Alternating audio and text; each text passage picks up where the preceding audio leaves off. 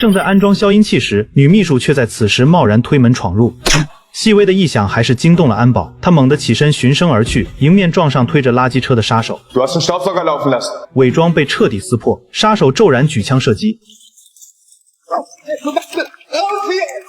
猎物受惊慌忙四散逃窜，他淡定地捕射倒地的保镖，随后稳步追上前去。男人早已魂飞魄散，顺着楼梯连滚带爬的狼狈逃命。他站定楼层，抬臂扣下扳机，子弹擦身而过，男人重重栽倒在地，紧闭双眼静待死亡的降临。然而他刻意射偏，饶对方一命。此人正是他为后续刺杀总理候选人布下的诱饵。杀手快步冲上楼顶，沿着预设好的路线撤离，楼下警灯闪烁，大批警力步步合围迫近，他丝毫不慌，抬手朝下掷出2枚烟雾弹，滚滚浓烟瞬间遮蔽整片视野，随后借着安全绳索从几十层高的楼顶飞速滑降，双脚落地的刹那便引入烟幕之中，消失无踪。辗转回到落脚的公寓，杀手逐层褪去伪装，他抠出口腔定制牙套，拭去粘贴的仿真眉毛，摘下通过安检的虹膜，最后揭下整张人皮面具，层层伪装剥离后，原本样貌终于显露。他的代号是豺狼，一个神出鬼没的顶级杀手。临睡前，他打开风向雷达，仔细查看明天的风速与风向。此番准备全是为了执行下一项任务，刺杀德国总理候选人曼弗雷德。曼弗雷德是一个名声恶臭的政客，深知自己迟早会被暗杀，所以临近大选前闭门不出。而昨晚豺狼暗杀的正是他的儿子艾利亚斯，目的便是引蛇出洞。媒体纷纷揣测，艾利亚斯遇袭源于曼弗雷德激进的反移民立场，若是不去医院探视儿子，难免落得冷血无情的骂名。而这一点恰好落入豺狼的圈套。豺狼提前踩点，早早入住正对医院大楼的公寓。他拆下阳台上的一块玻璃，插上一只小风车，以此作为风向标。接着他打开行李箱，抽出行李拉杆，这些看似普通的箱体配件，实则都是狙击枪的拆分零件。一件件零散的部件在他手中如同被施了魔法，经过重新组合，摇身一变成为一把威力惊人、射程超远的狙击枪。医院外围早已被全副武装的特警层层封锁，门口还围聚着大批抗议民众。趁目标尚未出现，豺狼装填子弹，朝着远处的墙体射出第一枪。子弹在空中飞行整整6秒才击中1000米之外的墙面。这一枪出现偏差，可距离过远，枪声完全被外界隔绝。最近有粉丝给我说想找工作，租房子，找生活服务，买车卖车，58同城全搞定。他重新填装子弹，微调封偏旋钮，再次扣下扳机，这一枪精准命中预设点位。不久后，曼弗雷德的车队缓缓抵达医院门口，抗议人群涌到车前，被警察粗暴地拦下。豺狼稳稳架着狙击枪，凝神静气等待目标现身，给予致命一击。保镖计划10秒内护送曼弗雷德进入医院，而子弹飞行时间需要6秒，这意味着豺狼必须提前预判走位，向未来开上一枪。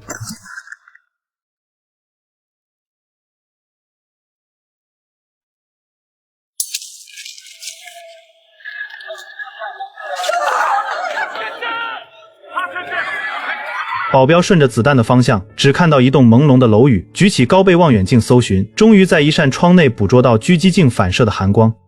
Hier ist Alpha 1. Check das 30-stöckige Gebäude südöstlich von unserer Position.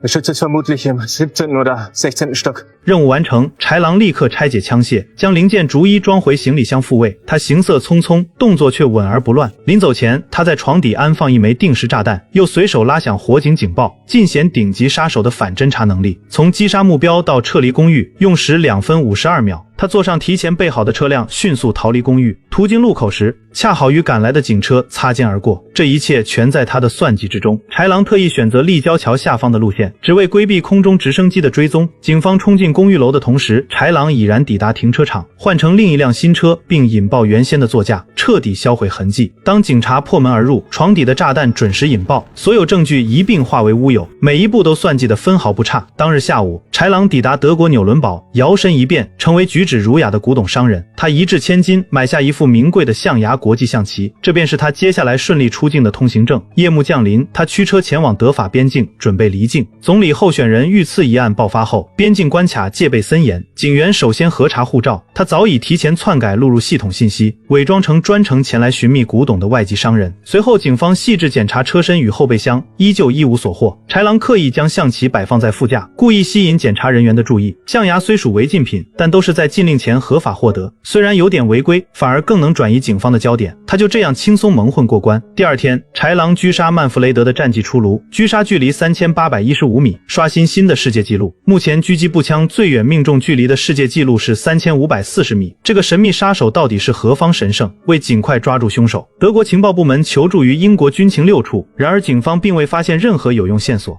只拍到豺狼拉着行李箱走出公寓楼的画面。经过分析，行李箱明显不足60厘米，而目前同类狙击步枪中枪管最短的塔克50，枪管长度为737毫米。如此出色的一把枪，杀手不可能丢弃。唯一的答案，这把枪必然是定制款，枪管分为2段拼接而成，能造出这种枪械的必然是顶尖军械师。枪管膛线哪怕出现分毫偏差，整把枪的精度都会彻底报废。不过探员比安娜恰好知道，一个叫诺曼的北爱尔兰人能制作这种特殊枪械，只要抓住诺曼，顺藤摸瓜就能找到买枪的杀手。比安娜有个线人可以找到诺曼，领导便把此案全权交给他，希望他不辱使命。一场惊心动魄的追凶之战正式拉开帷幕。此刻豺狼已抵达巴黎机场，他走进附近的一家网吧，插上特制黑客 U 盘，篡改设备系统，登录暗网专属通讯工具，联系中间人讨要刺杀尾款。对方告知正在核对账目，让他耐心等候。数小时后，中间人传来消息，尾款将在24小时内到账。这时一条陌生消息突然弹出，对方十分认可他的能力，希望展开深度合作，要求线下当面洽谈。豺狼当即拒绝，绝不与雇主见面，是他恪守多年的铁律。可对方志在必得，抛出1000万高额酬金，外加丰厚奖金，巨额的报酬让豺狼心生动摇。最终他提出条件，线下会面需额外支付100万，一半定金，一半见面后付清。雇主爽快答应。收到定金后，豺狼如约发送见面地址。次日，他提前驱车赶往瑞典的梅拉伦湖，抵达约定地点见面。藏身草丛中的他，一边用望远镜观察飞鸟，一边提笔速写。绘画是他杀戮之外唯一的闲情爱好。不久之后，一辆越野车驶至湖边，豺狼仔细观察，发现前来赴约的只有一名女子，孤身前来接触杀手，想必对方定有难言之隐。女人按照约定来到湖边的木屋，确认只有她一人后，豺狼紧随其后现身。他的步伐很轻，对方毫无察觉。Don't let her out.